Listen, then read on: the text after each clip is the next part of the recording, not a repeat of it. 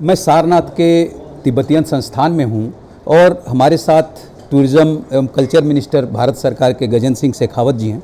शेखावत साहब, आपने इस सोवा रिगपा की जो बिल्डिंग बनी है इसका विज़िट किया, तो इसमें किस तरह की सुविधाएं जो वाराणसी और इसके आसपास के ज़िले हैं उनके मरीजों को मिलेंगी और इसका उद्घाटन कब तक हम लोग उम्मीद करें?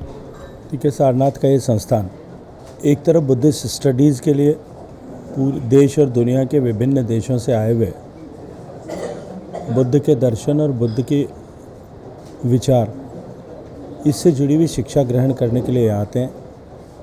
इसी अनुक्रम में जो तिब्बतियन स्टाइल ऑफ मेडिसिन है, जिसको हमने आयुष का एक वर्टिकल के रूप में स्वीकार किया है और सोवा रिगपा के नाम से वो पूरे विश्व भर में जानी जाती है।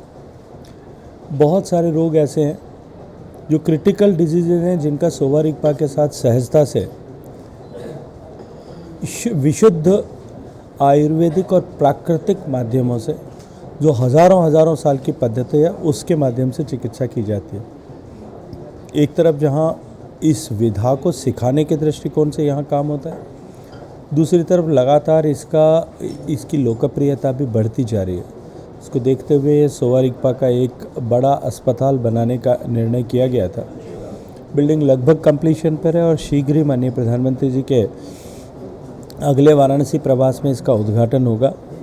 और मैं ये मानता हूँ कि ऐसी अनेक बीमारियाँ, जिन बीमारियों का ट्रीटमेंट सामान्यतया मेडिसिन में स्थायी रूप से नहीं किया जा सकता, उन बीमारियों का इलाज यहाँ सोवा रिगपा के इस संस्थान के कार्यशील हो जाने के बाद में अधिक लोगों को लाभ मिल सकेगा। क्योंकि अभी जहाँ ये अस्पताल चल रहा है वो प्रीमाइसेस बहुत छोटी है, लिमिटेड नंबर ऑफ पेशेंट्स को ट्रीट किया जा सकता है। लेकिन ये बड़ी बिल्डिंग और अस्पताल बनने के बाद में न केवल वाराणसी और आसपास, अभी तो उत्तर भारत के बहुत सारे स्थानों से, कैंसर से लेकर माइग्रेन तक ऐसी बीमारियों के इलाज के लिए लोग यहाँ आएंगे।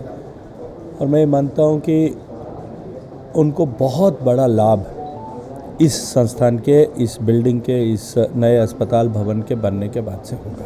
ये यूनेस्को की टीम अभी सारनाथ में विज़िट की है, जो बुद्ध के प्रमाण हैं, जो धम्मक स्तूप है और इससे जुड़ा हुआ, तो इसको जो है विश्व धरोहर के में शामिल करना चाहते हैं। तो ये प्रयास तो आपके मंत्रालय का ही है।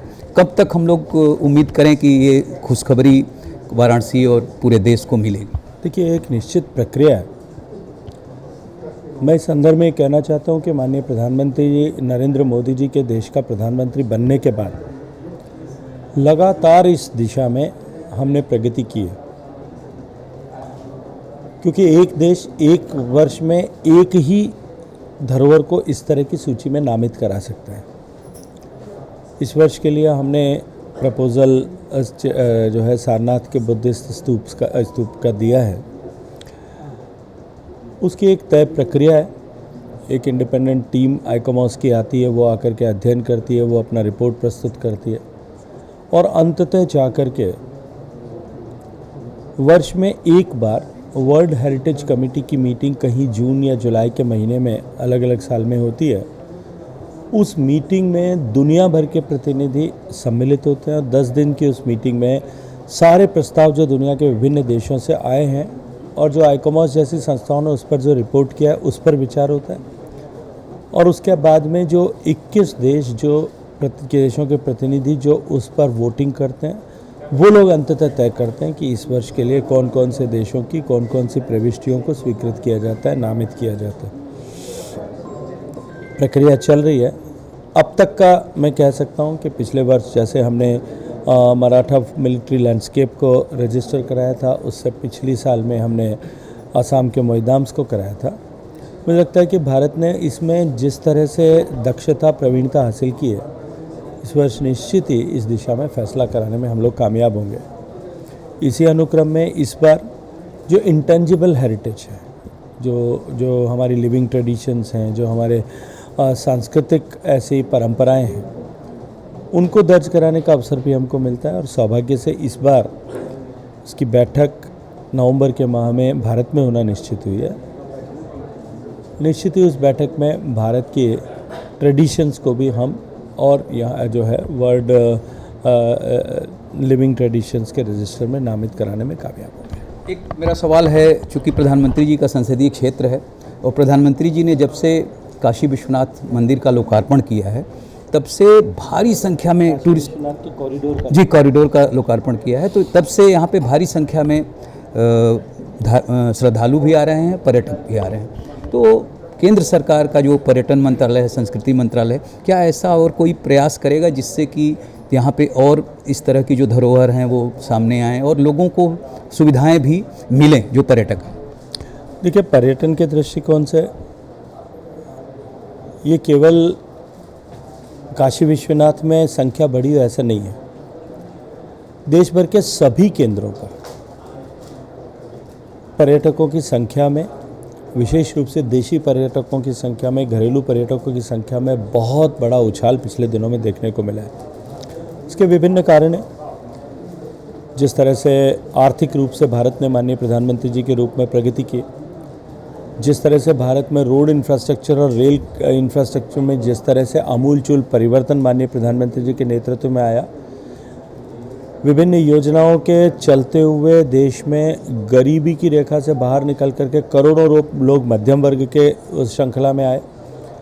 इन सब के चलते हुए निश्चित रूप से देश के सभी पर्यटक स्थलों पर और धार्मिक केंद्रों पर आने वाले श्रद्धालुओं और यात्रियों की संख्या में एक बड़ा इजाफा हुआ है।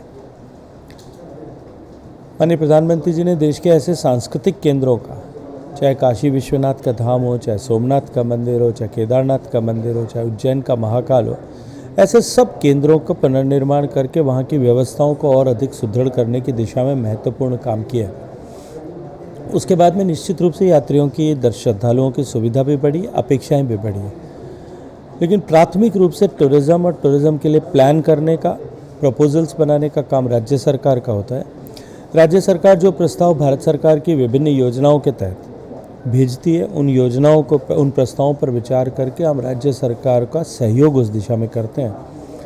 उत्तर प्रदेश सरकार ने माननीय मुख्यमंत्री आदित्यनाथ जी योगी के नेतृत्व में अनेक परियोजनाओं को इस तरह से हाथ में लिया है और हम उन सब परियोजनाओं को आगे बढ़ाने के लिए उनका हैंड होल्डिंग कर रहे हैं, उनका सपोर्ट कर रहे हैं। सोवारिप्पा का उद्घाटन प्रधानमंत्री के अगले दौरे में होगा और इसके उद्घाटन के बाद कैंसर जैसी बीमारियों का भी यहाँ पे इलाज लोगों को मिलेगा।